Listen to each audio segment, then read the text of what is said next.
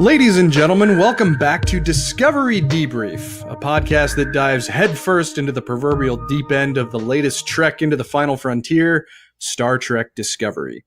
I'm co-host Chris Clow, and I'm joined as usual by members of our boldly terrific panel, including Rachael Clow. Hello.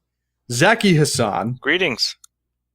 And Cicero Holmes. I am the clearing in the forest.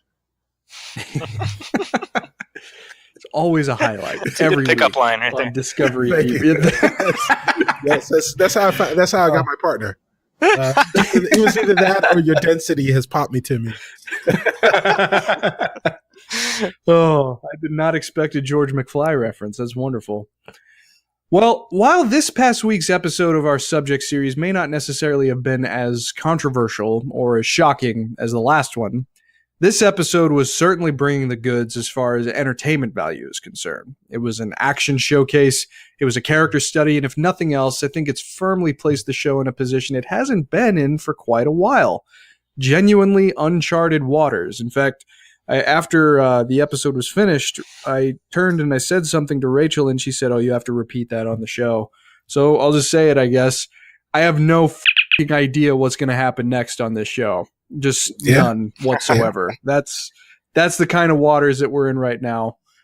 So it's pretty interesting. So we definitely have a lot of things to talk about in our episode discussion. Of course, though, if you're here at Discovery Debrief, then you know that we start things off a little bit differently. We're going to ease into the episode discussion as usual. So first things first, what's everyone been up to this past week? How have you guys been engaging with Star Trek since we last recorded, besides, of course, taking in the new episode of Discovery? Zaki, why don't you start us off? I have not been engaging with Star Trek. I have been engaging with my bed when I have free time and sleeping. So I'm a little bit behind in my air date order rewatch, but that's okay because it gives me a chance to sort of let the latest Discovery percolate inside my head. So no, that's interesting. While you've been taking in the broadcast order rewatch and watching Discovery at the same time, do you find that sometimes things can get pushed out one way or the other? Like, are you noticing maybe that having more time to just think of Discovery has been helpful? Or are you able to segment those pretty well? I would say the shows kind of force themselves to be segmented because Discovery is so intent on being not your father's Star Trek. Tonally and stylistically, so it's very easy to sort of compartmentalize. I like kind of having the Discovery version, and then as a chaser, sort of the more traditional version. So it's been, I feel a little bit off. I feel like I'm in a mirror universe the last few weeks because I'm without like traditional Star Trek. So sure, yeah. Well, I guess that's kind of appropriate. Well, you are of course spending a lot of your time trying to expand the minds of young people, and that's a very laudable effort. So thank you. On behalf of the rest of the panel, thank you for pouring every bit of yourself into doing that, and please get some sleep tonight. But Rachael, what have you been up to? I've been reading the autobiography of Jean-Luc Picard. Oh. You may have heard of him. And so you also read the autobiography of James T. Kirk. Yeah, and about a year ago. Right, yeah, and they're by the same author, but obviously those two are very different characters. So you think David Goodman is capturing the respective essences of the two very different captains? Yes, I think so. It is written in a voice that I can kind of tell it was, like, it's not surprising to me that it's the same author, but he sure has a good command of all of the stuff that has ever happened in Star Trek, because there's little, like, sort of throwaway lines that you hear, like Q says in Tapestry, and some other episodes where it's, you know, these lines have become entire, you know, vignettes or chapters in this book, explaining exactly, you know, what that was referring to. So that's kind of fun. I'm sort of finding myself less interested in it as it gets closer to what we saw on the show, because then it's, you know, less like new information. Sure. But yeah, I think he is capturing Picard's essence. There's kind of has Picard's kind of like grumpiness, because it's supposed to be like old man Picard writing this, right? Right. So, he's at the end of he's his just career. talking about how ashamed he is of his womanizing in his early years is very Picard, I think. But so you said that you've gotten a chance to see not just like his academy time, which was hinted at in episodes like Tapestry, but also his early life growing up that we only caught just a few glimpses of in the show and in the movies. And has it been more educational for you as a Picard fan to see his early life or maybe his early career? His early career is more. I mean, his early life was, I feel like most of it was less of a, a surprise because it was very much an extrapolation from the one after Best of Both Worlds. Home, yeah. Yeah, where, he has kind of this strained relationship with his brother and his father beforehand. Yeah. So, I think a lot of it is, very much like that. So that's okay. But his early career stuff is, I really like the, having a whole little story about what did he mean when he referred to such and such events? So that's cool. And seeing Jack Crusher, probably pretty cool. Right? Yeah. And he kind of characterizes Jack Crusher as being kind of like Wesley, and it's kind of like, oh, he could do math in his head so well. Like, and I'm like, oh, that's cute. So it's like a quasi retcon, like, oh, okay, I can see that taking it. But that makes sense. That's cool. Cicero, how about you, my friend? So I have, if you guys were listening last week, you know that I had started watching Star Trek Voyager as part of filling in the gaps of is the one Star Trek show that I had not seen from beginning to end. I am now close to the end of season 2 of Voyager. Wow. I've been hitting it pretty hard. And so the season 1 was only 15 episodes. The remaining seasons are at least 26 episodes. Most of them are 26. I think one is 25 or 24. But I just finished Investigations. That was the episode in which we find out why Tom Paris has been acting like a dick for the last 5 or 6 episodes, inexplicably. Right. And they find out there is yet another traitor amongst the Voyager crew that is selling secrets or giving secrets away. They're not even selling them to the Kazon. So the next episode is Deadlock, which is I'm reading the description directly off of Netflix. A spatial scission causes Voyager to become duplicated. One of the ships is under a heavy attack from the Vidians. Oh, the Vidians. The Vidians. Yeah, I haven't met them maybe. While the other remains impervious. Now, you seemed surprised, I guess, by how different Voyager was in comparison with some of the other next gen era shows that you've seen. Now that you've absorbed significantly more, has your perspective on it evolved at all, one way or the other? I'm still in the middle of it. I'm not. I definitely had some issues with the way Tom Paris was being portrayed in the middle of this season, because it just kind of seemed like it came out of nowhere that he was just being insubordinate.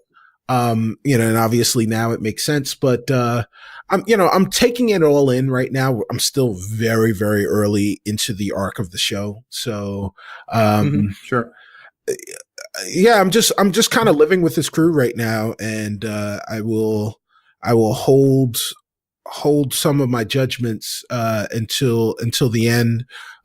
It is not in any shape of the imagination is it moving itself up from the bottom rung of Star Trek shows. Not to say that that's a bad place to be.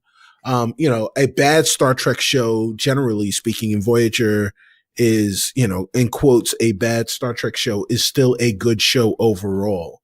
A bad Star Trek episode is still Star Trek. Exactly. Basically. Exactly. Yeah. And so this, you know, the show is good. I'm enjoying the interactions between the crew and, you know, what's going on. And, well, you know, we'll see where it goes from there. But it is not bumping Enterprise out of the second to last spot in my head, in my estimation. So Deep Space Nine is in no threat of being superseded. Not yet. Not unless these characters become multi-dimensional. And you know, everyone still pretty much seems like a one-trick pony. Well, hey, you know, a lot can happen in 5 seasons. That is correct. Just say that. And a lot does happen in 5 seasons. Interestingly enough, too, Robert Duncan McNeil, who plays Tom Paris on Star Trek Voyager, he originally, at least as far as I understand it, the character that he was going to play on Voyager was actually going to be Nicholas Locarno, who he also played on the 5th season episode of Star Trek The Next Generation, The First Duty. Oh, yeah.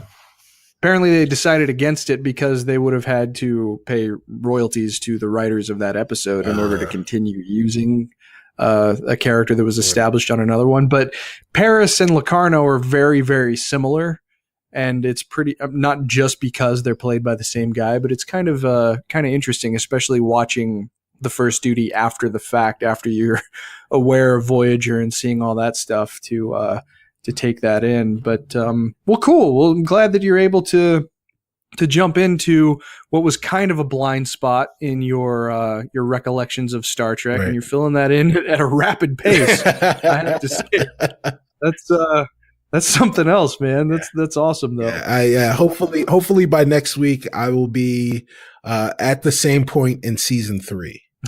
Well, we will definitely have to see exactly where you lie when we reconvene next week. Right on. But as for me, it's mostly been I absorbed a couple of other episodes of the original series, as I'm wont to do when I'm just trying to kill time on a lunch break. But the biggest share of my Star Trek absorption, along with Rachel, was actually not particularly Star Trek related, but it was informed by Star Trek because we watched a movie called Please Stand By, starring Dakota Fanning, Star Trek Into Darkness actress Alice Eve, and comedian Patton Oswalt, and also an awesome dog whose real name is Blaster.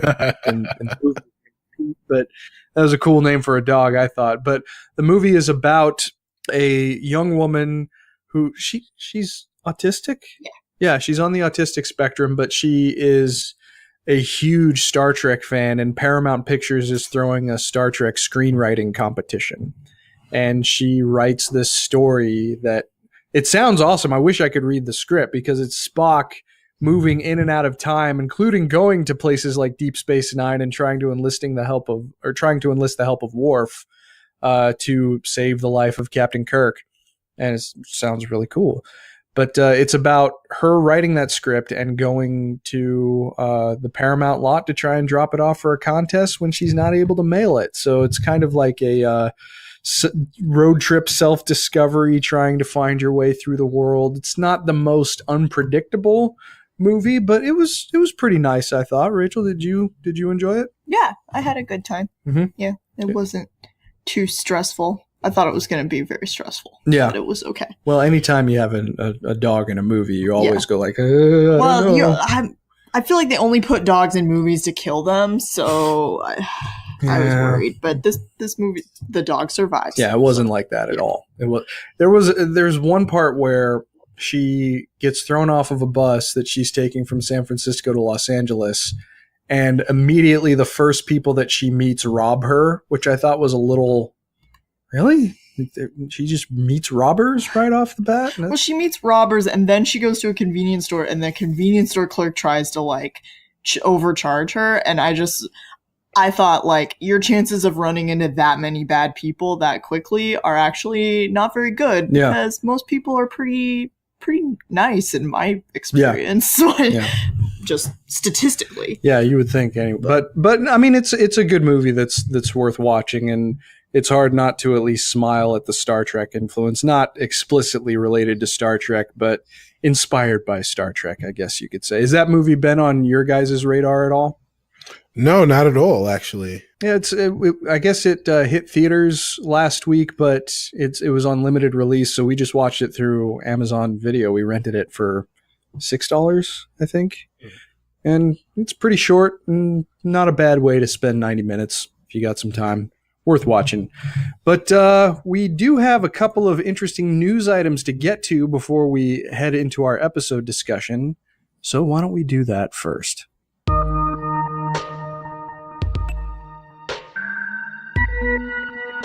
So while this isn't directly related to current or past iterations of the Star Trek franchise, this item should at least bring a smile to the faces of a lot of Star Trek fans.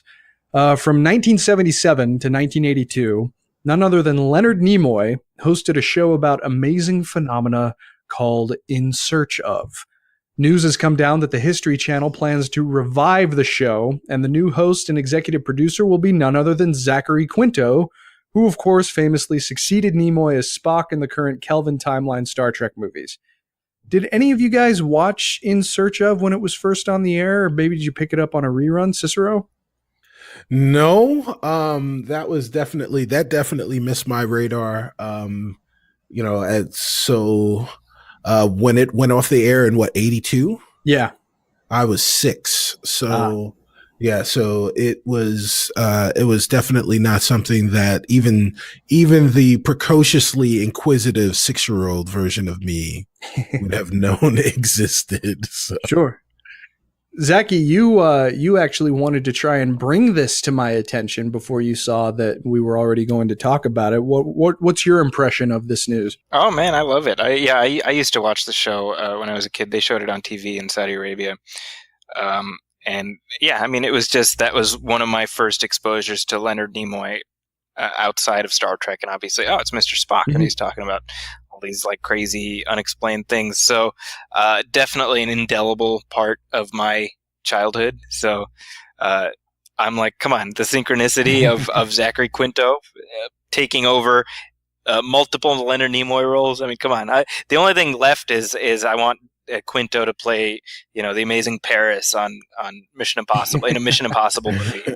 Oh man, that would be the only thing missing, I think. Yeah, and he needs to sing Bilbo Baggins, and yes, that's what he needs to do. Is sing Bilbo Baggins. We gotta take it all the way. Right, sing Bilbo Baggins, and then be the creator of the Thing on Fringe, whatever that thing was. Oh, Gabriel Bell. Yeah, yes. He needs to play a younger version of Gabriel Bell. Yeah, that would be pretty cool.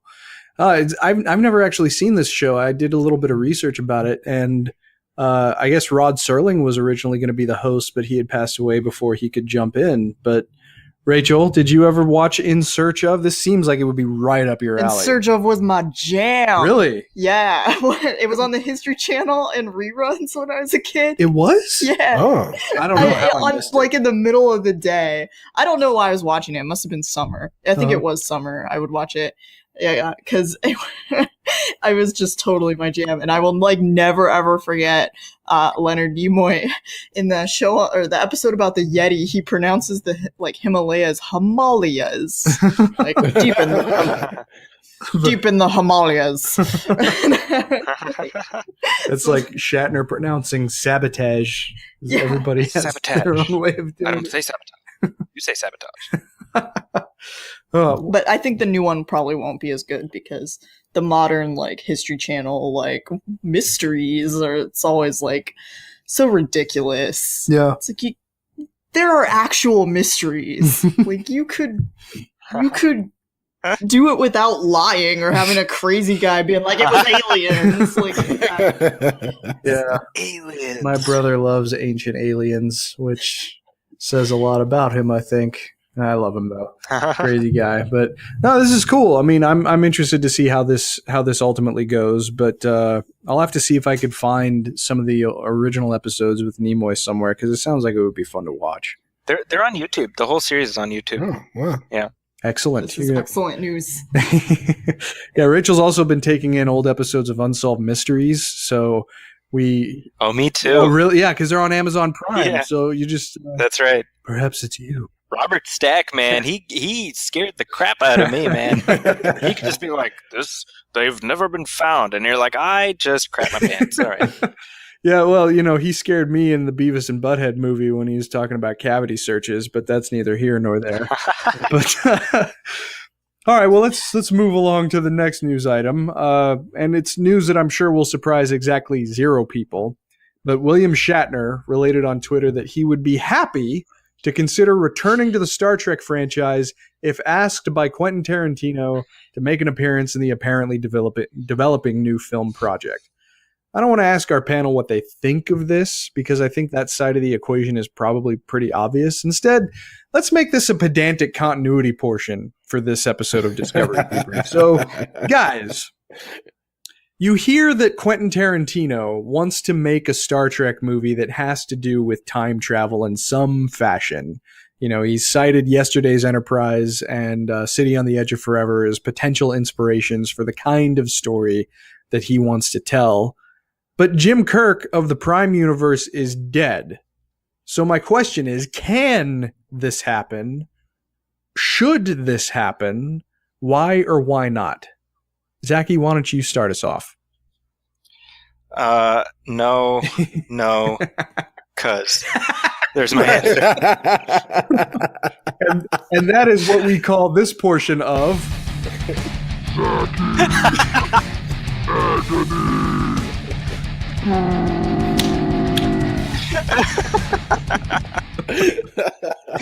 Oh my gosh. Dude, I mean, it's done. It's done. Yeah. He's 80 plus. I love William Shatner as Captain Kirk. He will forever be one of the greatest heroes of my life. But honestly, I don't want to see an 80 plus year old Captain Kirk doing anything. It's just that's not. And Shatner's answer is like, yeah, of course he's going to consider it. Like it's such a non-news thing. You know what I mean? Yeah. The only reason that I really brought it up is because we're a little dry on some news stuff this week. Shatner and Kirk, considering what kind of show we are, it seemed like an obvious thing to bring up. But Cicero, do you have any thoughts on whether or not this can or should happen with Captain James T. Kirk? I mean, I said it before. I'll say it again. What Zaki said. Look, of course, he'll forever be Captain Kirk.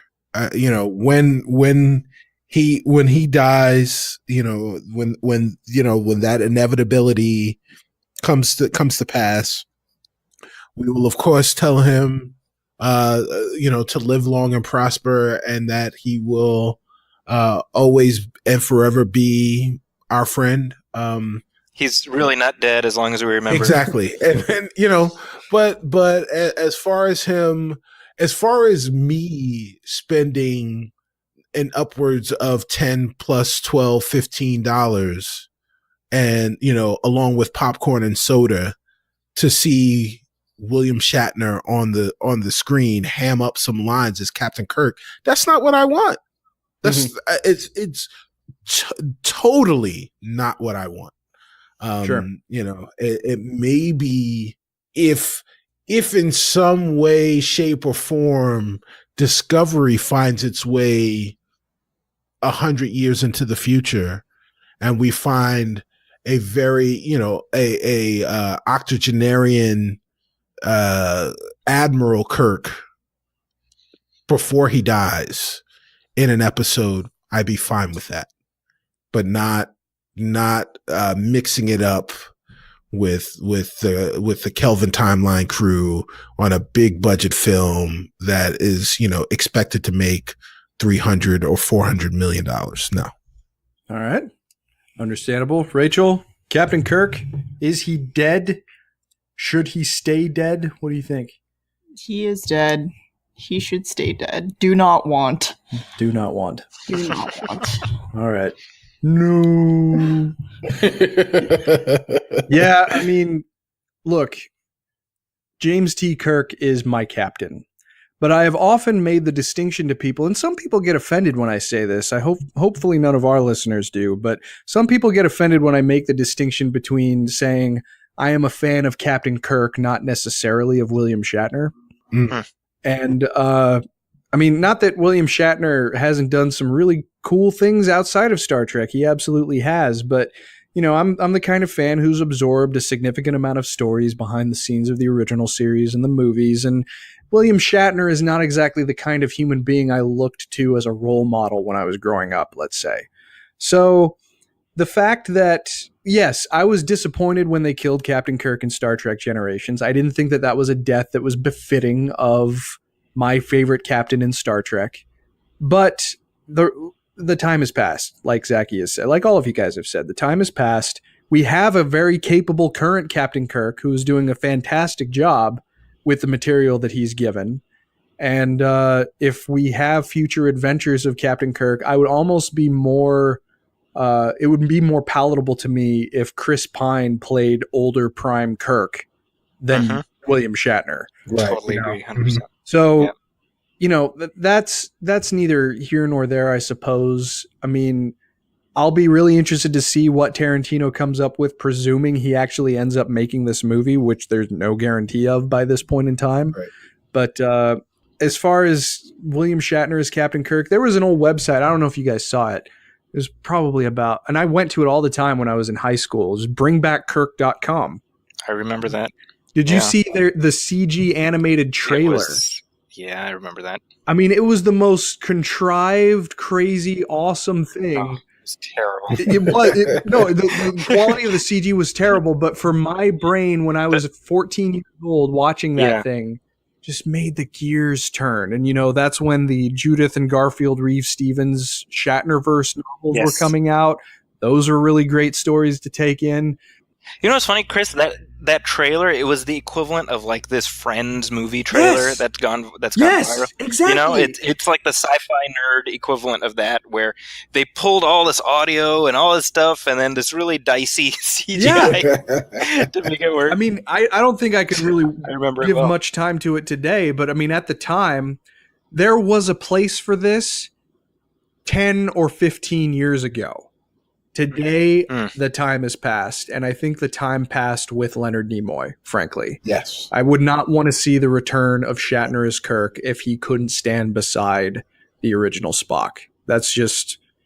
And McCoy, I mean, and just to add to what you're saying, I mean, this is interesting because we're in this era now where we're having to say goodbye to the original iterations of these characters. I mean, obviously Han Solo was, at least for me, that was traumatic. Mm-hmm.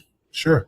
And I've said this before, like watching Han Solo die, certainly as an adult, I have never felt what I felt in my chest seeing that. And I realized a big part of that, and I remember watching Captain Kirk die and I cried afterwards. I remember that. But we are getting older, and so these characters have to change in some way. And either that means we say goodbye to them because Han Solo cannot outlive Harrison Ford. Yeah. Or they change into another actor. And these are these transitions that we're now experiencing. It's very hard. Right. You know, and I think to some extent, William Shatner, you know, in the back of his mind, I think this is just my like armchair psychology. I think he will always regret having agreed to kill off Kirk in Generations. Yep.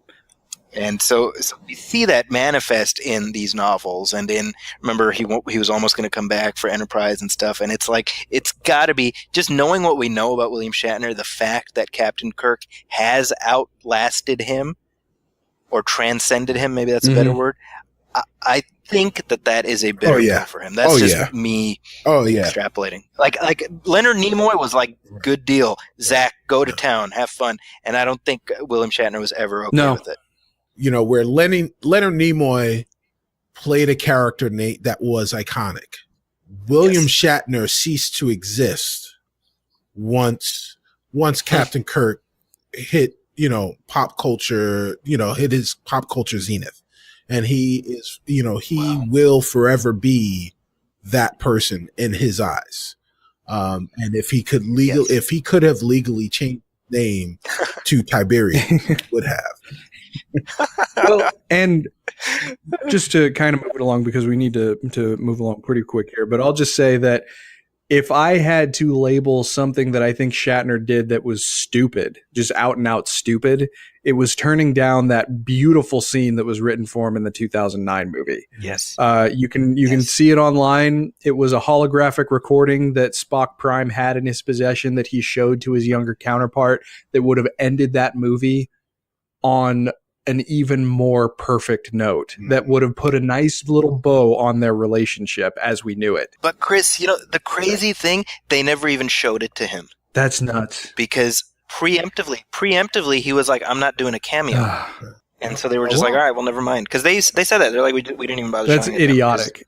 I mean, he, especially for a guy who, for all intents and purposes, attempted to disown the part multiple times throughout his career to try and move along to other things, and then now to want to be the center of attention again for a new generation, someone who has actually succeeded you in that part. That's just the height of idiocy to me, because that scene would have been a wonderful bow on the Kirk that we knew, even if it was quote unquote, a cameo. It would have been a kick-ass cameo is what that would have been.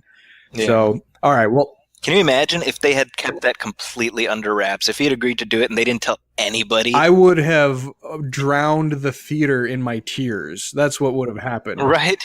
Yeah, right. I was just totally missed opportunity. But anyway, we have one final news item to get to before we get to our episode discussion. It's just kind of an interesting one. According to an article at Forbes, Star Trek Discovery is doing very well in online engagement for a series that is a bit siloed off from traditional streaming services. The article says, quote, according to Parrot Analytics, Star Trek Discovery has more than 53 million people talking about it in the U.S. That beats The Walking Dead, which has around 46 million expressions. Netflix's Stranger Things also has 33 million of these within the United States. And it was also noted that Parrot Analytics tracks all sorts of interest, including both legal and illegal streams, as well as social media expressions and conversations. So have you guys noticed anything about discovery-based conversation in your own social media circles? Or more specifically, has the show come up in places that you may not have expected it to? Rachel? Well, I don't think I'm a very good judge of that, because you're on Instagram all the time. Yeah, but it's not on my Instagram. Okay. I'll tell you that. So it hasn't really come up then. No, nowhere that I haven't expected it to, or because I'm on this show, I've been, tagged because of. I don't know. I'm a little bit cynical. I wonder if CBS just bought a bunch of robots. That is a valid question right now. That is. Yeah, I mean, it's totally possible that they bought bots to just tweet about stuff. So I don't know. Zaki, have you seen any Discovery-related discussion crop up in unexpected places? Not really, man. And I mean, yeah, I feel like, I mean, I would assume it's doing well within the parameters they've set out for it. But I don't, and this isn't meant as a critique, but I don't think there's enough here that would expand it beyond what we would consider a traditional Trek audience. And obviously there's plenty that has alienated factions of the traditional Trek audience, but it just doesn't strike me as a show that's even trying to be like a mainstream kind of a crossover. Yeah, yeah, absolutely. Cicero, how about you? I think that when they were pitching this show and as they were writing this show, what they were trying to do was to take Star Trek, the franchise, and marry it with some of the best TV that's out there, or some of the most talked about shows that are out there today, like The Walking Dead, like Stranger Things, and more importantly, like Game of Thrones. And I think in some respects, they definitely succeeded in that. And I think we'll get to that in the show. But I haven't found anything. I haven't found myself surprised by any social media discovery talk. because when I find the Discovery Talk is when I'm looking for Discovery Talk. So, Right. like I haven't been on Twitter and seen that Discovery was trending at any particular moment in time. And it's generally because I'm not looking at Twitter when the show is on. But there are a couple of water cooler moments around my office where I talk about it. But again, it's with people who are watching the show, and it's not people that I wouldn't expect. So, yeah. Same here. I mean, this news was a little surprising to me just because I have not seen this organically come up in any of my social media circles, except when I was seeking it out, when I was seeking out a specific Star Trek hashtag or Discovery hashtag or looking at Star Trek related Twitter accounts. So I have not felt this, but we'll see what happens, especially when the entire season is available to stream. Because I kind of have a feeling that once the whole season is out, CBS might get a couple of people that jump into a free trial just to binge the entire thing in a couple of days. absolutely. And I'll be interested to see if any of the engagement goes up as a result of that. But let's move along. So we have a pretty interesting episode to talk about. So we will now discuss Star Trek Discovery Episode 13, What's Past is Prologue.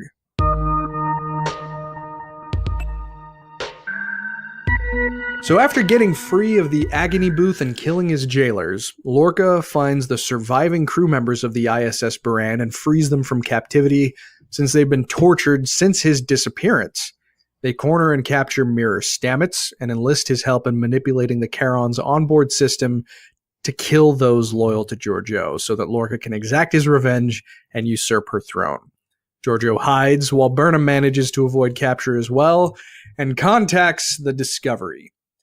So the crew of the ISS Buran isn't quite as dead as we or Lorca were led to believe. And I have to admit a little disappointment on my part that the only apparent transposition that seemed to take place in this entire thing was just between the Lorcas, our Lorca and Mirror Lorca, and not with Commander Landry.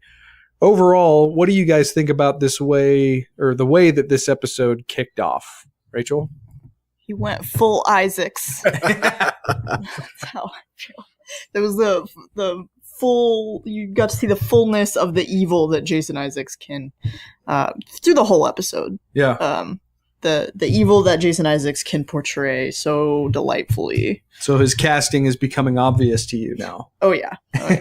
He's got, that's the Jason Isaacs I know, that's, like burning innocent people alive in a church and killing Harry Potter.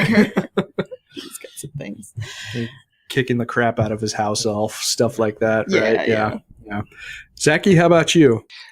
I mean, it's certainly gripping and action packed. I sound like a broken record. I think turning revealing Lorca as basically being like, I don't know, Space Trump is like super uninteresting to me. It's such the, like, it's one of those things where, again, I'm trying hard not to be like, I wish they should have done this, therefore it's bad, and I'm not saying that, but it's one of those things where I'm like, okay, this is what they're doing, so I guess that's what they're doing, And so in that sense, what they did was certainly it kept my attention. I'll put it that way. All right, so the sting of the revelation last week is not quite worn off yet.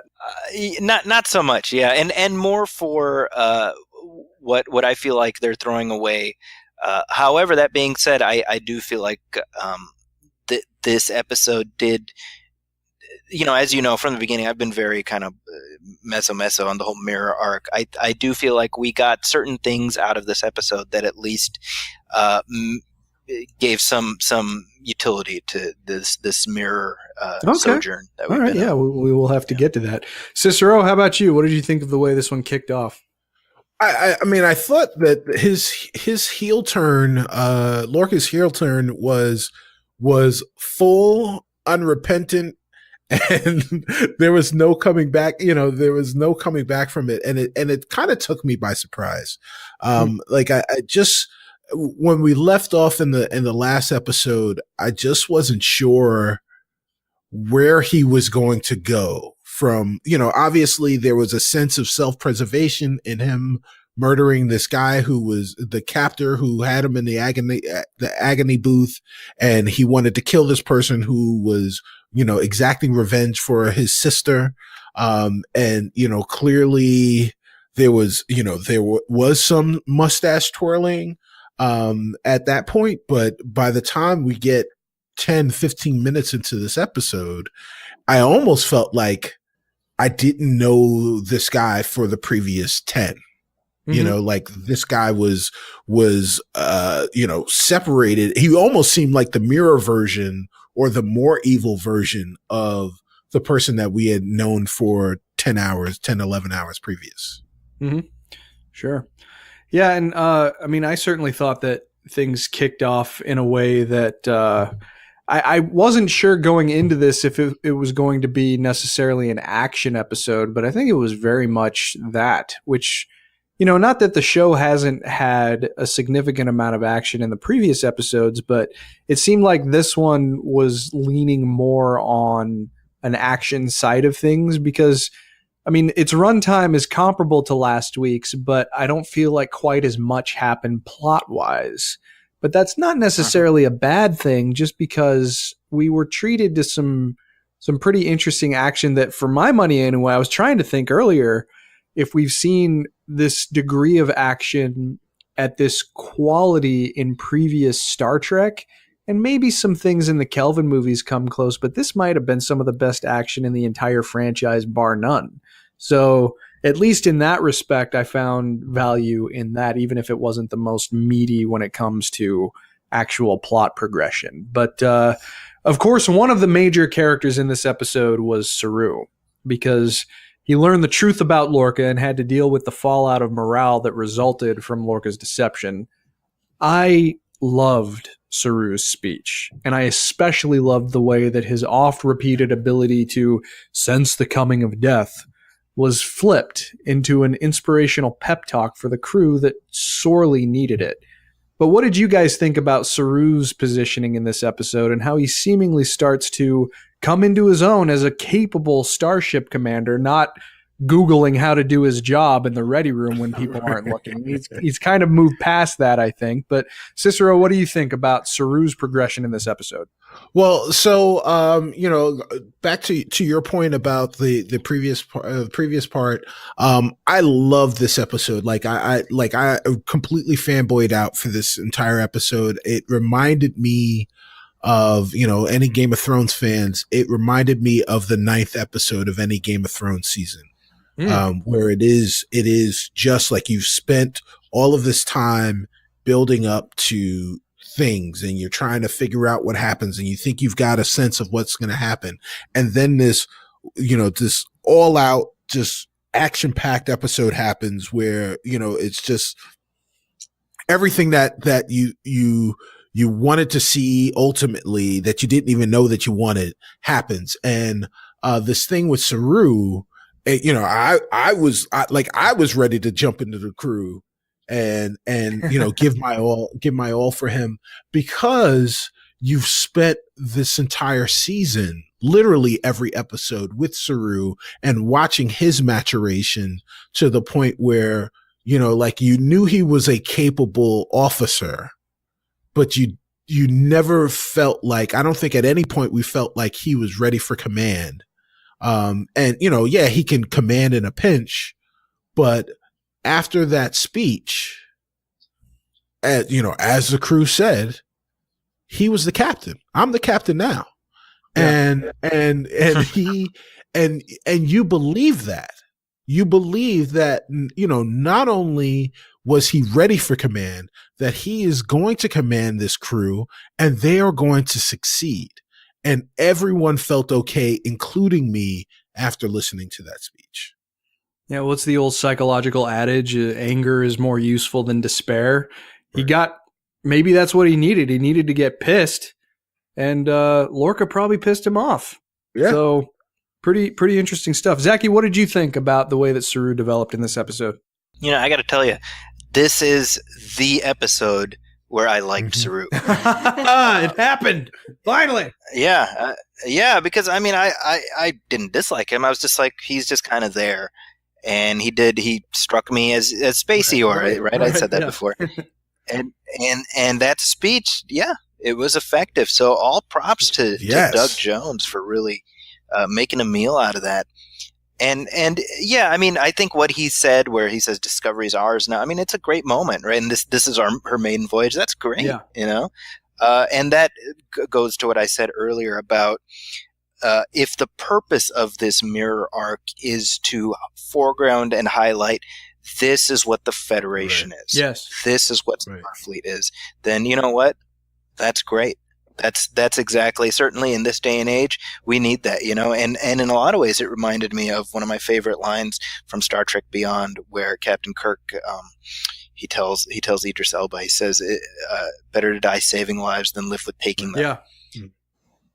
And it's like, that's what Starfleet is. So if all of this was to bring us to that moment, then hey, that's not necessarily a bad thing. Sure. Yeah. I mean, we, especially for longtime fans who seemingly wrote the show off at the beginning for not being Star Trek enough, this was a solid Star Trek moment, I thought. Definitely. 100%. So, yeah. Rachel? So what I noticed was that when Lorca was the captain of the Discovery, the sort of side characters, the helmsman and like Kayla Detmer and Ariam and is that the robot lady? Yeah. Okay. And the other people, they didn't really talk that much, or if they did, it was like sort of like guest captain. And in this scene, they all talked. Right. And which is, you know, far more in line with the sort of bridge of Starfleet that we have seen before. And so I think that really highlighted to me what the difference was between, I guess, Lorca and Saru, is that Saru is a captain who is listening to his officers, and his officers have a place, whereas Lorca, or Mir Lorca, was a authoritarian, like the Discovery was his ship and people were going to do what he wanted to do and, you know, do battle drills over and over again. Right. If you remember that. Yeah. So, I liked it. It was, it was worth Saru mentioning that he could sense the coming of death and over again.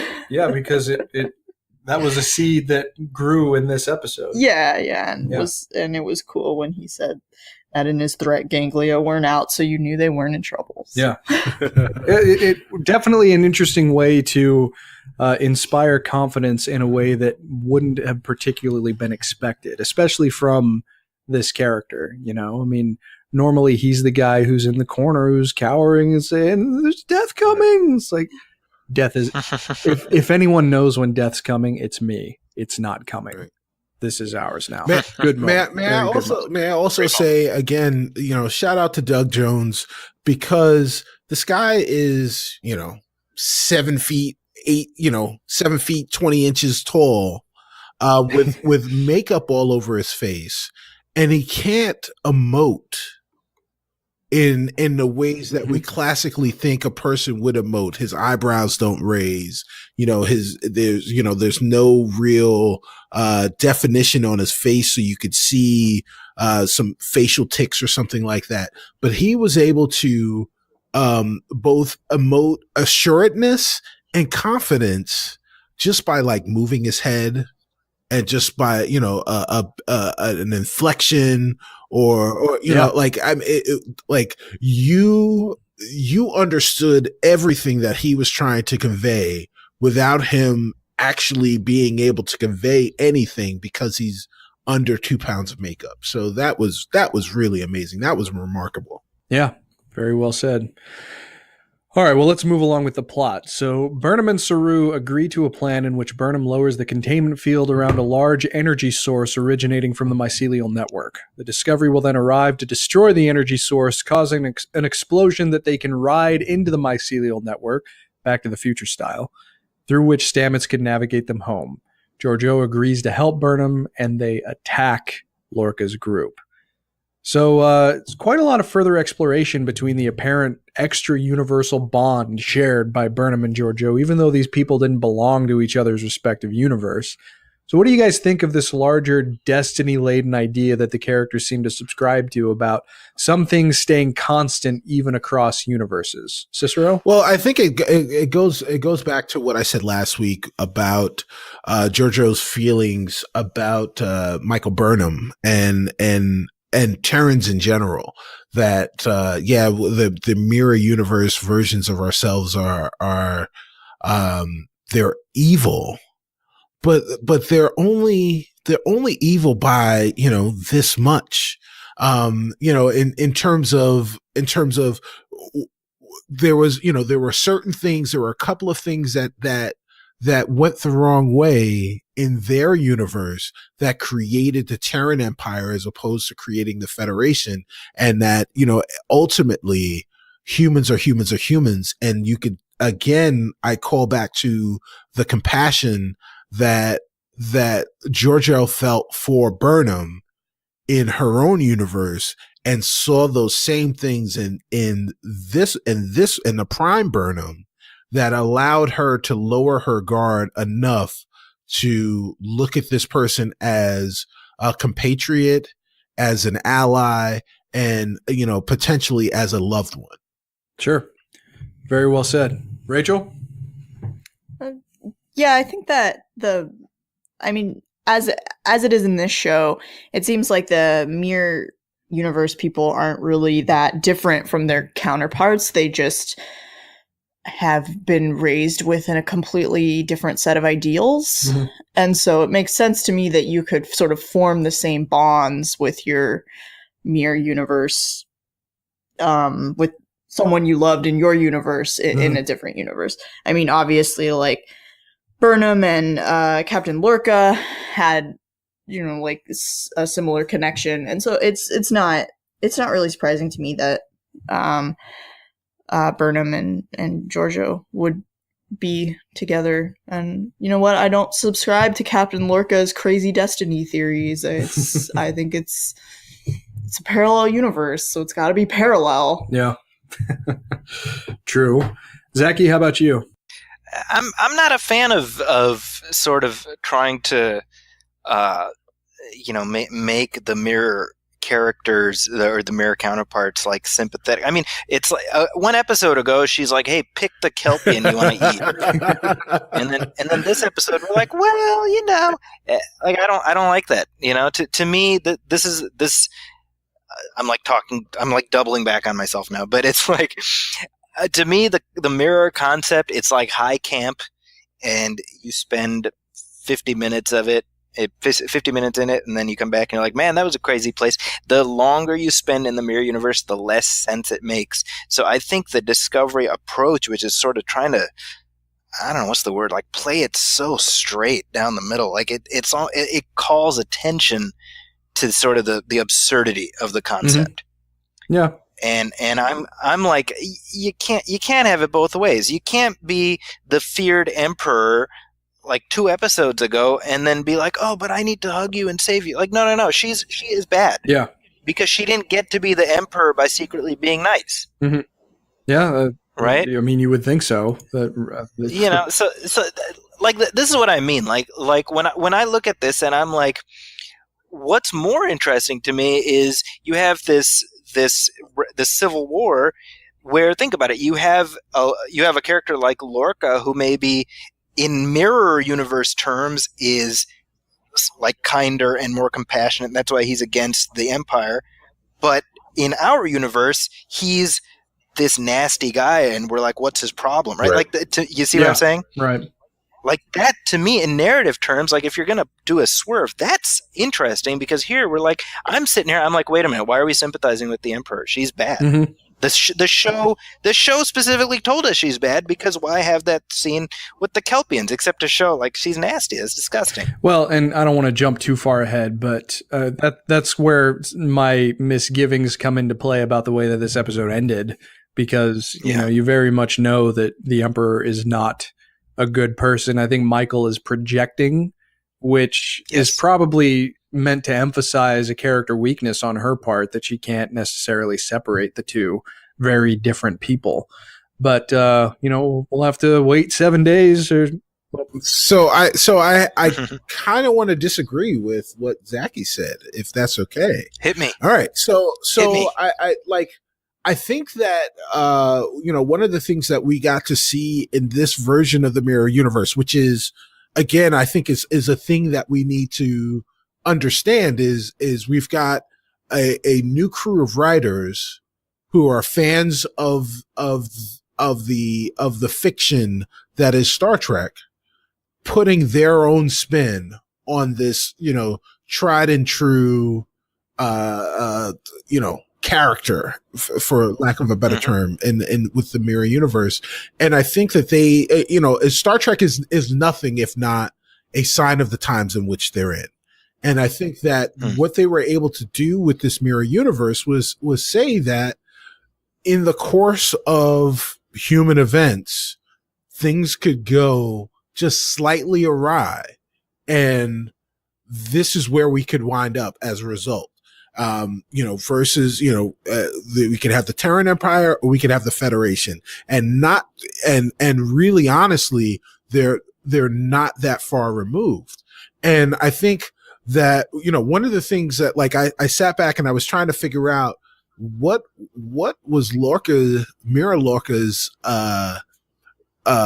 goal in trying to become the Emperor. Why did he want to become the Emperor? And part of the reason that he wanted to become the Emperor was because he felt like the Emperor, the current Emperor, Emperor Zhou, was too lenient on alien races.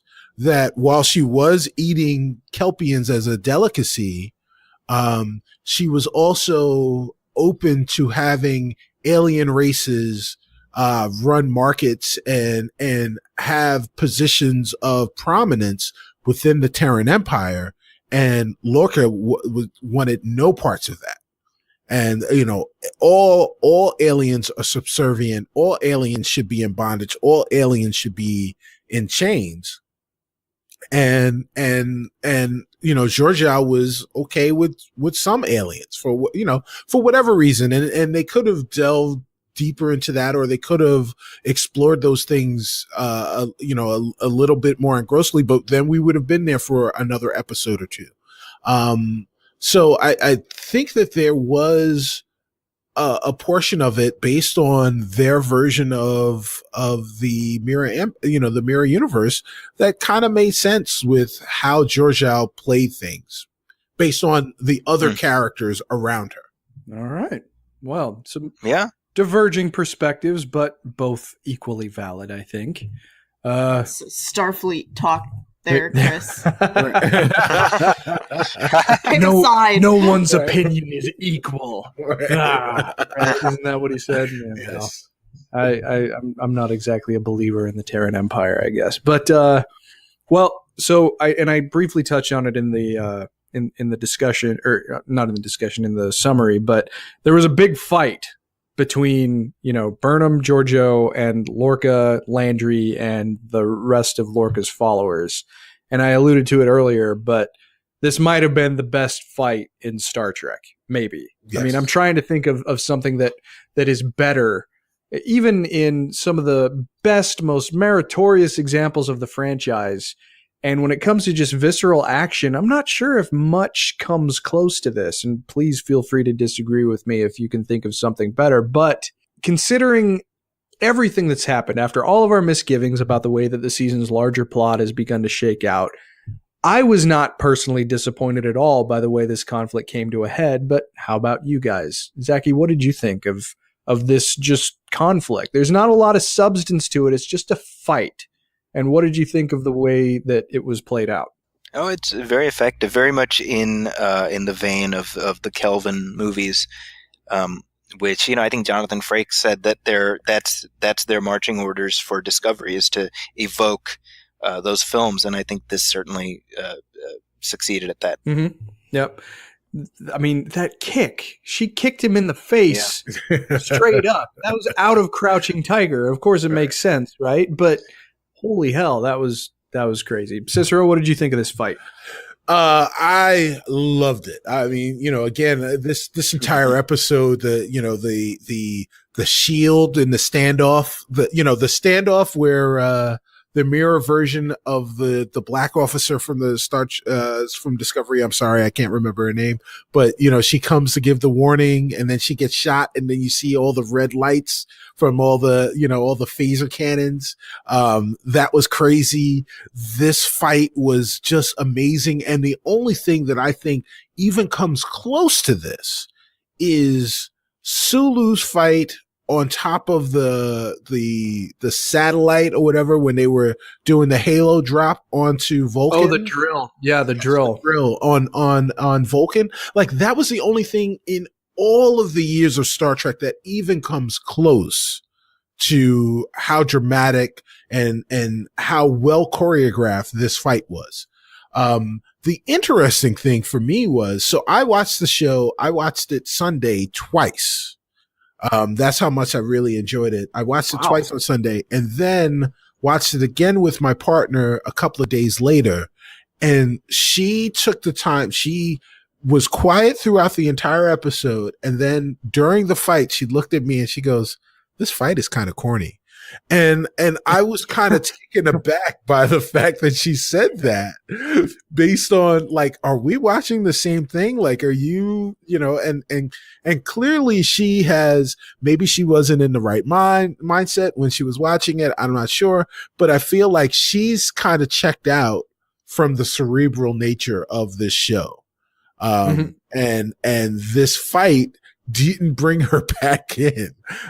So like, as true fans of the universe, we were like, wow, this is amazing. And as someone who isn't, who's maybe felt like, they're getting way too heady, they're deep in the weeds with all of this crazy stuff that's happening in the mirror universe and all this other stuff, I think she's kind of checked out. So that was one of my biggest takeaways from that fight in particular. Interesting. Well, we'll see what happens next week. Right. Rachel, the fight.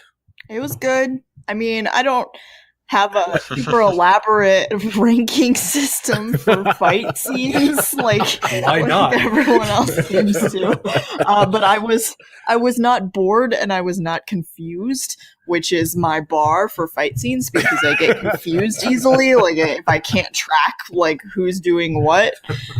So I wasn't confused, and I wasn't bored. So sometimes if there's too much action, I tend to, I don't know, my brain just is like, all right, well, I'll just wait until the end of this scene, and whoever's still alive, that's important. That's what's important. I'm just not paying attention now. Yeah. So I didn't do that. So that was good.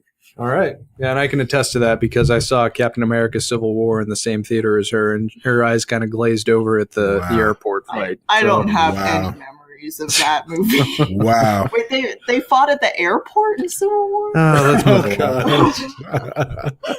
So moving along with the plot, rejected and defeated by Burnham, Lorca is killed by Georgiou, who then offers to sacrifice herself to allow Burnham's escape. Burnham instead takes Georgiou with her as they are beamed to the Discovery, and their plan is carried out as expected, with Discovery unleashing a volley of photon torpedoes onto the mycelial core and starting their way back home. So, we've apparently come to the end of the journey for the Imperial version of Gabriel Lorca, this character who we've been so engaged with and by for the entirety of this season, and who we only recently learned isn't the guy we thought he was. So give me your breakdown of Mirror Lorca's death, how much it's affected by last week's revelation, and other thoughts you have about this character and performance. Zaki, why don't you start us off? Well, first of all, Jason Isaacs has been nothing less than spectacular. I mean, he played every shade that they asked him to, and he did it phenomenally. And even evil Lorca, as Rachel mentioned earlier, I mean, you could tell he was cutting loose. It reminded me of that bastard that he plays in The Patriot. Remember, where he's like, "Burn the church with the children." But he's good at that, and it's funny because I definitely feel like his death scene is meant to like star, circle, circle, underline. He's, it it reminds me of like I was talking about Han Solo earlier.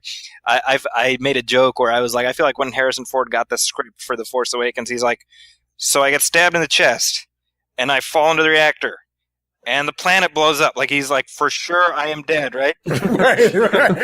They kind of did the same thing here. He gets stabbed in the chest. He gets burned up. He incinerates. It's like he's 100% dead. He is an ex-Lorca.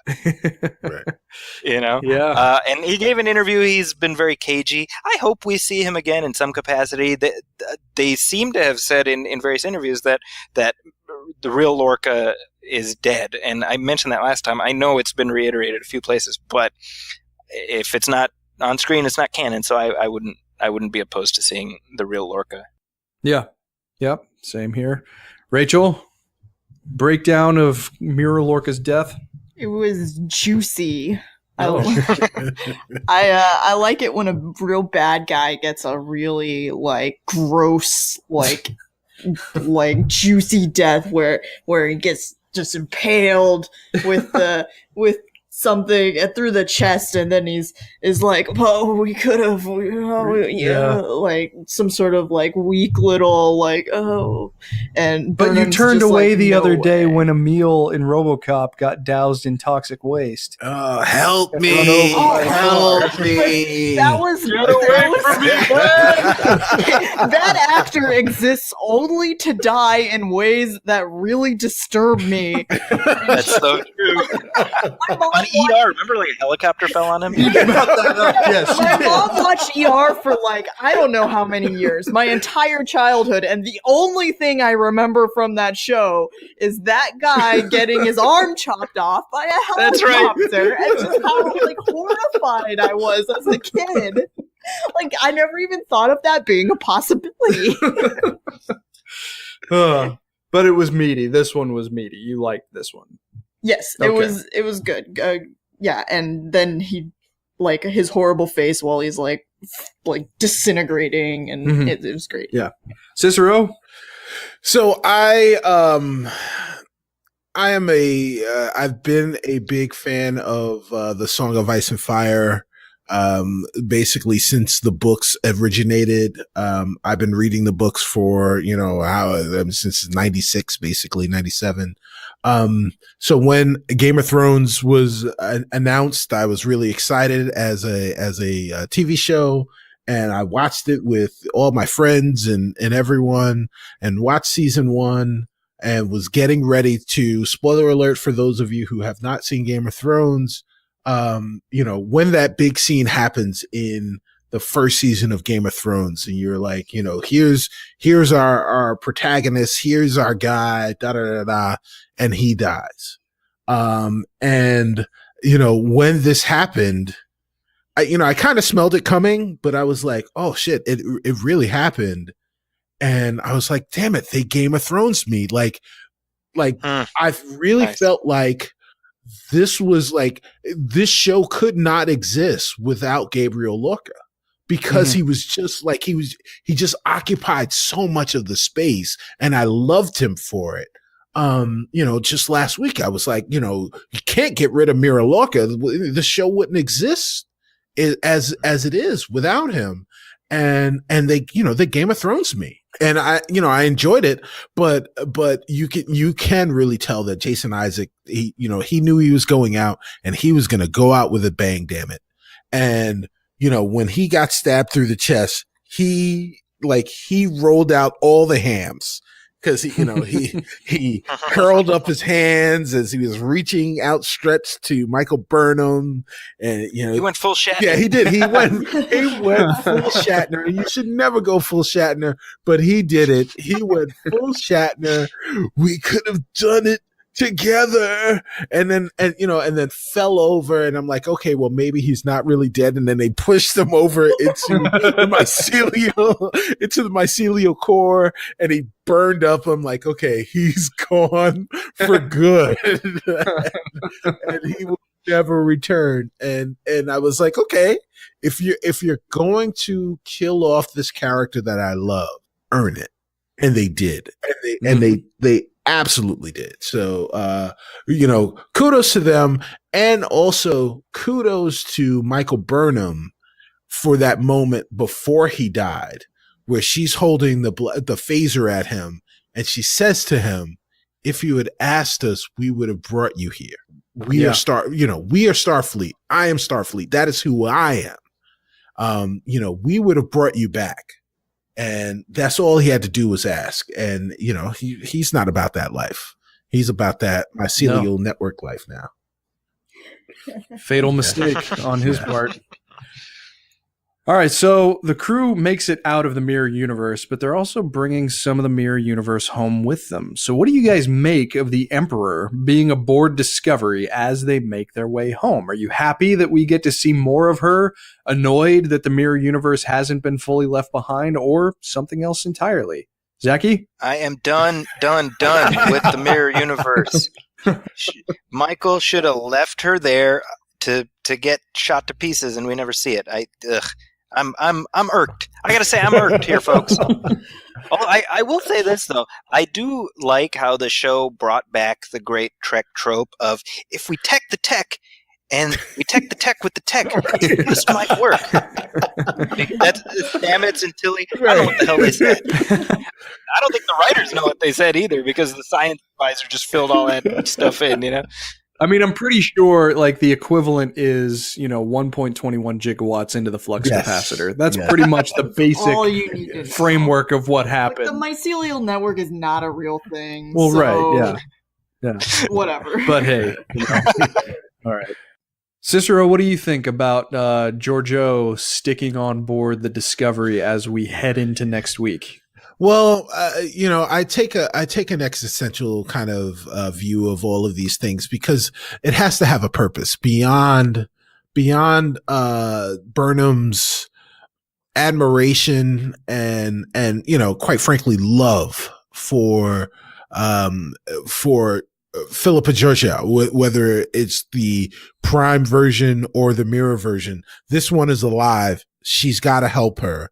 And the fact that this woman was being selfless in essentially sacrificing herself so that Burnham could get away. Clearly we see that there is a purpose for her being there, because when they do return to the Prime universe, things are not the way that they left them. So, no. Right. So you've got to imagine that, Mira Georgiou and her ruthlessness and, and her ability to be a tactician, is going to pay some type of dividends for the Federation. Because ultimately we know what happens with the Klingon War, the Federation Klingon War. So the ties need to be turned. And I think that Georgiou is going to be, instrumental in that. The question I have is whether or not Georgiou is going to be there in season 2. Mm-hmm. And I just like you said at the beginning of this episode, I don't know what the hell's going to happen. I don't know what's going to happen. I don't know. Yep. Yeah, it's uncharted waters. That's for damn sure. Rachel, what do you think about the Emperor sticking with us at least into next week, but who knows for how long? Well, it's good as a hook on the episode, because as like you said, like there's nothing else where we're kind of like, what's going to happen, or there's no other clues as to what's going to happen. Right, we're not expecting anything revelatory like we did with either Ash Tyler or with Lorca. Yeah. So it kind of gives us that's a thread to follow, right? Mm-hmm. I think it was really stupid of Michael to bring her there. Yeah. Like, that was a bad choice. She's gonna eat Saru. He's like,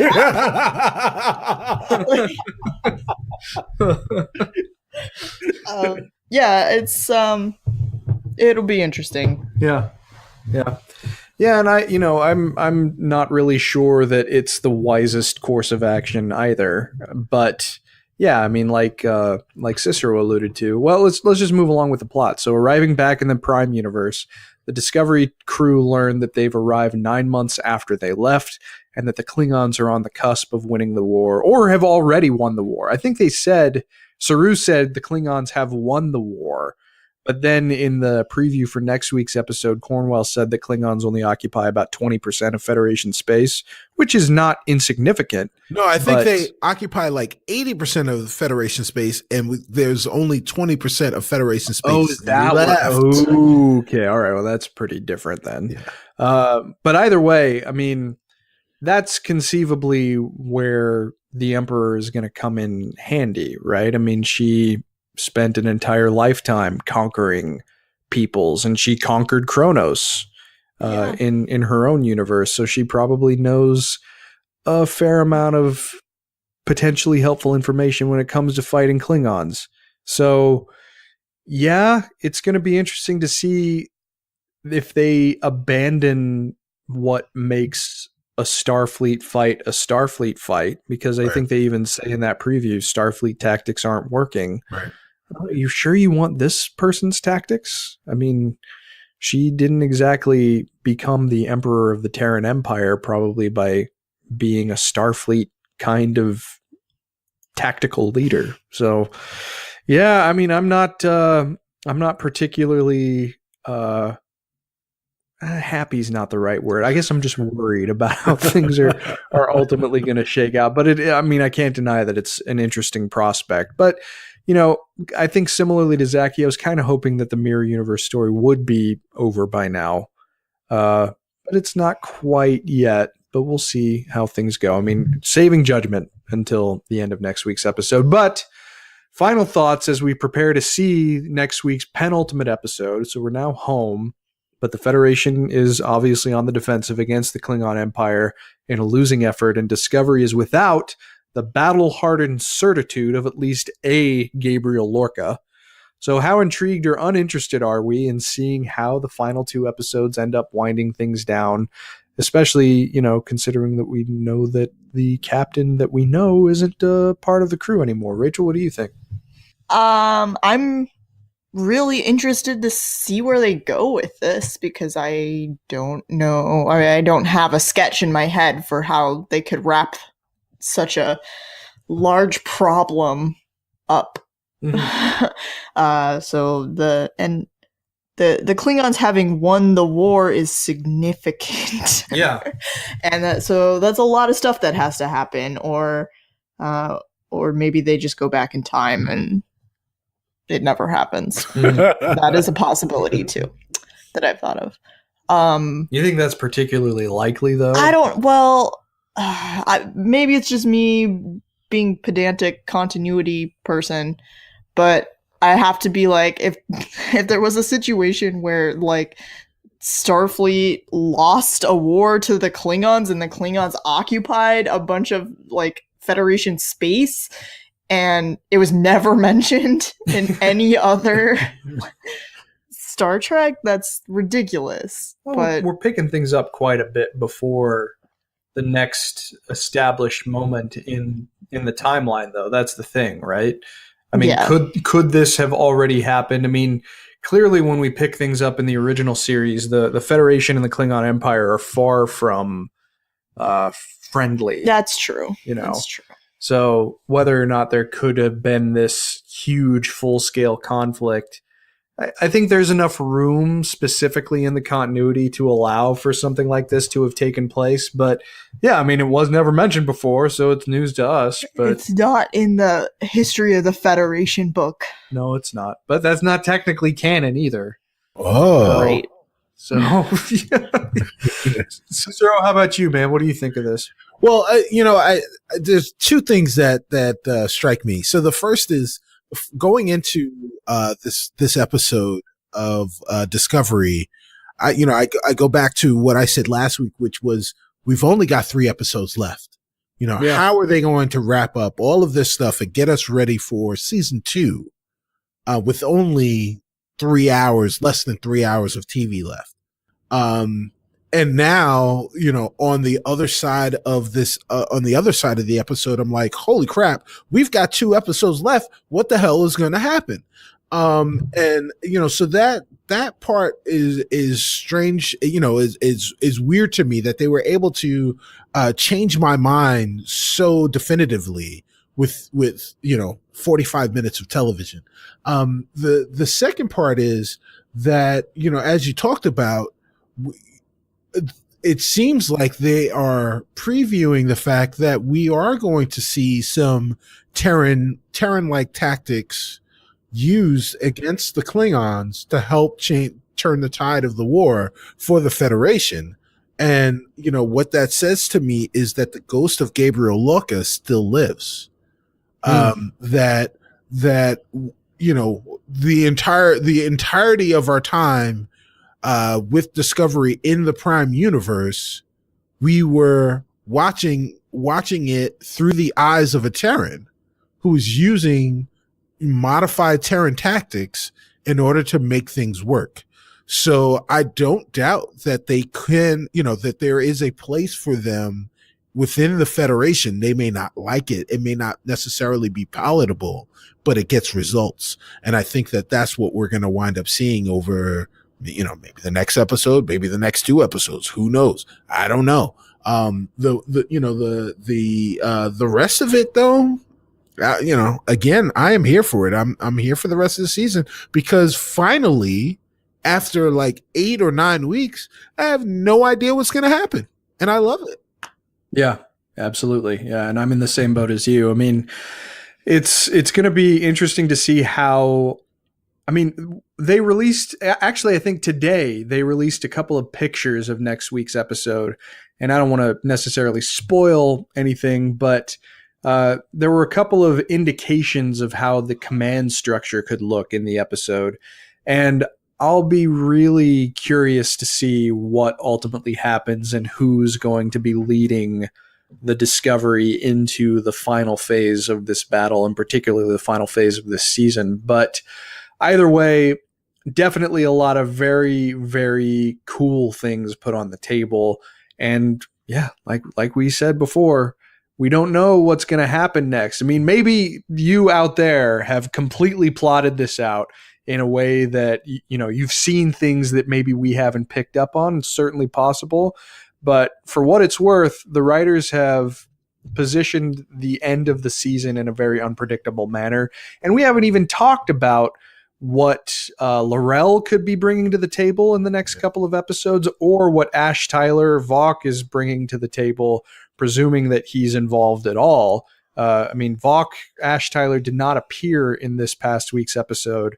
A very conspicuous absence considering what we've seen over the course of this entire season thus far. But I have a feeling that that's going to come home to roost in the next couple of weeks here. So time will tell. But of course, thank you guys for a great discussion for this episode. We do have some listener questions to get to before we dismiss for the week. So why don't we open up the old communicator? So why don't we do this? Why don't we each take a question? So the first one is from Aaron Henley. After the results of this episode, did Discovery shoot themselves in the foot by getting rid of one of the most interesting captains in Star Trek? Cicero, why don't you answer this one for us? No, they didn't shoot themselves in the foot. It seems that way at first, and I will refer back to my Game of Thrones reference. Again, spoiler alerts for those of you who haven't seen season 1 of Game of Thrones. Ned Stark, played by Sean Bean, seemed like he was going to be the guy that drove this show for years on end, and he was killed, famously beheaded in the 9th episode of the first season. So his story was over. And so many people thought the show was over, but it only got bigger and better after that. And what you learned was that you lived in the world. You didn't live vicariously through the characters. And it won't necessarily be that brutal in the Star Trek universe. Discovery won't be that way. But I think we've got a very interesting captain in Saru. And this will be, I think what we're starting to see is the beginnings, the formation of the Discovery bridge crew that we will know and love and live with for however long the show kind of lives with us. This is the first time that we've had a non-human captain. And I think that is something to be explored. And I think that, if his speech is any indication, that Doug Jones is up to the task of allowing us to live vicariously through the eyes of someone who wasn't born on Earth to captain a starship. Yeah, that's really well said. And Cicero, I don't know how far you've gotten in the story of Star Trek Online, or at least the first part of the story in Star Trek Online. Right. But one of the things that I thought was really interesting as you get later on in the story, obviously it takes place in the early 2400s, right. So in the 25th century. Right. So the Enterprise F has launched by the time you get to... I think it's about 3/4 of the way through the story as you actually interact with the Enterprise F. And the captain of the Enterprise F is an Andorian. And I thought that's a really cool idea. We haven't actually seen an alien captain, particularly of the Enterprise, in a Star Trek TV show or movie. So, yeah, I mean, if Saru ends up earning a promotion to captain and he's the one who ends up... I mean, I'm pretty sure that Michael will still be the main character, right, as she should be. But, if Saru does become captain of Discovery, that's a pretty cool possibility that I would be all in for. Absolutely. Rachel, do you have any thoughts on this? Saru is one of the most interesting Star Trek captains. Yeah. Right. Yeah, sure. All right. Well, fair enough. So... the next question from Lily Booth, and I'll take this one. Where is Prime Lorca, dead or lost? Lily, I'm subscribing to lost. I don't think that Prime Lorca is dead. First of all, we haven't met him, but we've met a vision of him. That's it's too fertile of creative ground to just throw that away. If we learn that, like in the next couple of weeks, that Prime Lorca has been killed, in fact, like it's actually codified in an episode and it becomes continuity, I will be supremely disappointed, because I think that there's a significant amount of potential to actually learning about the quote unquote real Gabriel Lorca. And, Rachel and I have already pre-ordered Star Trek Discovery Drastic Measures, which is the next tie-in novel that comes out on February the 6th that takes place 10 years before the Battle at the Binary Stars, that focuses on pre-Captain Georgiou and Lorca, Prime Lorca, a guy that we've never met before. I'm really excited to read that book so that I can learn about Prime Lorca. So I really don't think that they're going to say that Prime Lorca is dead. It's just there's too much there. I really don't think that Jason Isaacs would be unwilling to come back and portray the quote unquote real Lorca. I just think that they would be, prematurely shooting themselves in the foot if they establish that Prime Lorca's already gone before we have a chance to see him. You guys have any thoughts on that? He is DED dead. He's definitely tied up in a box like Mad Eye. Yeah, I think Jason Isaacs is given his due to Star Trek, and I think he's done. All right. Well, we will see. We will see. Time will tell, as in all things. But the next question, which I'll throw to Rachel, from Daniel Began. What landed on Tilly's shoulder? A spore particle. It was there for aesthetic effect to watch the spores go away. You don't think forever. There's any significance to that? Why does there have to be significance to everything? Because they specifically showed it. Can't things be just beautiful? Like bye-bye spores? Of course they can, but this is a television series. Nothing is in the year accident. 2K18. Yes. All right, so you don't think that it was anything? It was a spirit orb. It was a spirit orb? Yeah. Now we're getting into Breath of the Wild territory? No, like when people take pictures and they see orbs in them and they're ghosts. That's what it was. It was Lorca's ghost. It went into Tilly, and now she's possessed by Mira Lorca. So Mira Lorca's alive in Tilly. She is now Tilly-wise. Is that what you wanted? I just want to know what you actually think. That's the only thing I can think of. Chris, I don't know. She did say it was just there for effect. That you were incredulous. You're trying to get more blood from that. All right.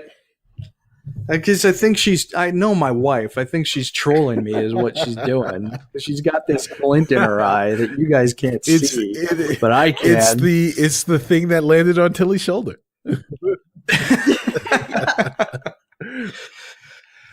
All right. Well, the final question before comes I just want to say I know what it is that's on Tilly's shoulder. She was impregnated by the spores. Oh God! And she will give birth to the new spore forest. She will.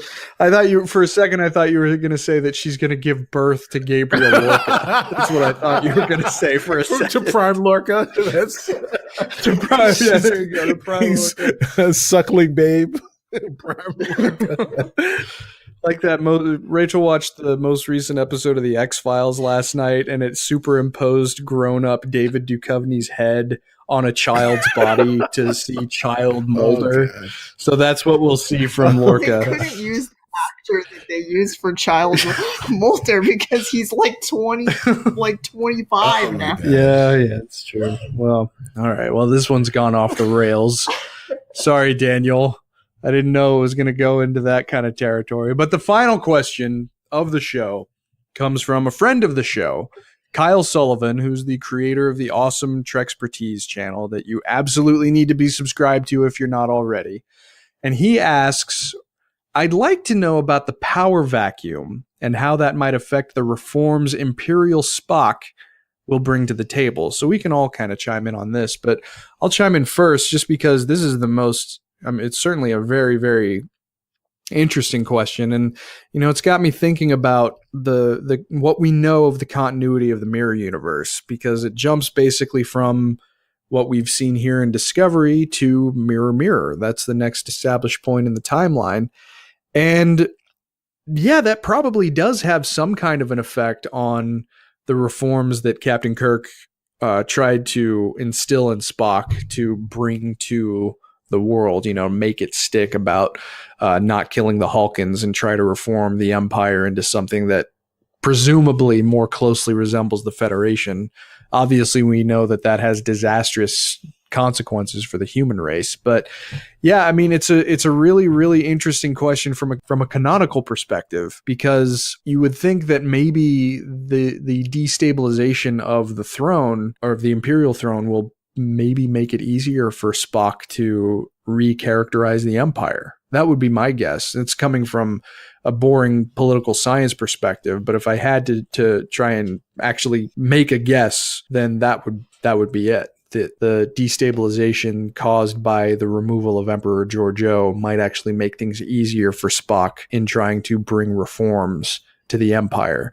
But that's a total guess out of left field, because we know nothing about who the Emperor is by the time TOS rolls around. So kind of a meandering answer. I'm sorry, but do you guys have any perspective on this? 10 years seems like a long time in Terran time. Yeah. I feel like they could probably kill a lot of people, do a lot of bloodbaths in that time. So maybe, but equally maybe not. Yeah. Cicero? Yeah, it kind of feels like, because we didn't really talk about it in the episode, but the Karen gets destroyed. Anyone with any type of leadership aspirations that we knew of is now dead, presumably. Right. We never explicitly see that the Karen is destroyed, but we kind of figure that. And, there are a lot of people that are, allies to Lorca and on other worlds, but, there's a hell of a power vacuum there. And, so we could there probably will be some kind of civil war, and then there will be an emperor, but that emperor at that point, in their career, 10 years into the future, probably doesn't have a lot of time under their belt to kind of solidify their position. So I think that it gives a lot of flexibility to Mirror Spock to go in and kind of change the tenets of what the Terran Empire is. And of course, if someone finds information from the Defiant, that the Emperor Georgia was hiding away, could also, knowledge of the Federation can be a dangerous ally in changing what the Terran Empire is. Yeah. And, this episode of Discovery kind of points out something pretty interesting, because Lorca tries to tell Michael that the Federation is nothing more than a failed social experiment. And in Mirror Mirror, Kirk basically tells Spock, your empire is illogical because it cannot endure. The basic foundation of what makes the Terran Empire is not something that shares traits with truly prosperous societies. It's built on backstabbing. It's built on assassination in order to advance in rank. That's not the basis of a truly beneficial society. It's just a basis of maintaining terror and power. And that's one of the things that I love about the original Mirror Mirror episode, is that Kirk directly challenges that Spock, who, from what we understand, especially coming off of these Discovery episodes, is a rarity, an alien actually serving in the hierarchy of the Terran Empire, that it's illogical for him to have any part of it. So he even says, be the captain of this enterprise. Find a reason for sparing the Hulkans. Find a way to make it stick. And you can change the present. It's like Spock says one man can't summon the future, and Kirk says, but one man can change the present.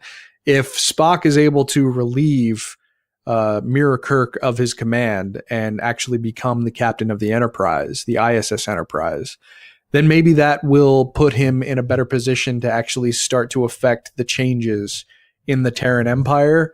And maybe Spock's actual position of authority, of relative authority in the Terran Imperial structure, being the first officer of a starship, maybe that is a direct result of Emperor Georgiou being displaced. We don't know, because it doesn't seem like there's a lot of aliens in power positions from this point in time of the Empire that we just saw.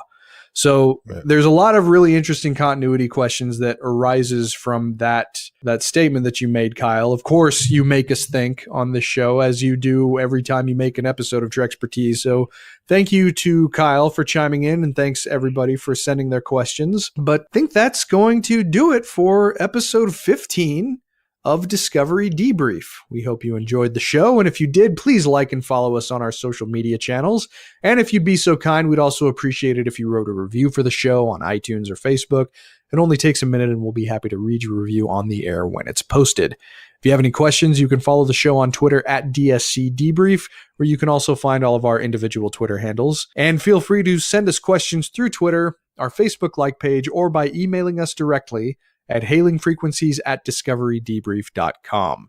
Please be sure to set your courses for this feed for future episodes, and keep an eye on our various channels to find out when you can listen to our next episode as we barrel forward headlong into the conclusion of Discovery's first season. And of course, in the coming weeks, we'll have news for you on what we'll be up to when Star Trek Discovery actually concludes its first season, because we don't plan on going away. So, for Zaki, for Cicero, for Rachel, I'm Chris Clow. Thank you so much for listening to the latest episode of Discovery Debrief. And as always, until we speak again, go boldly, my friends.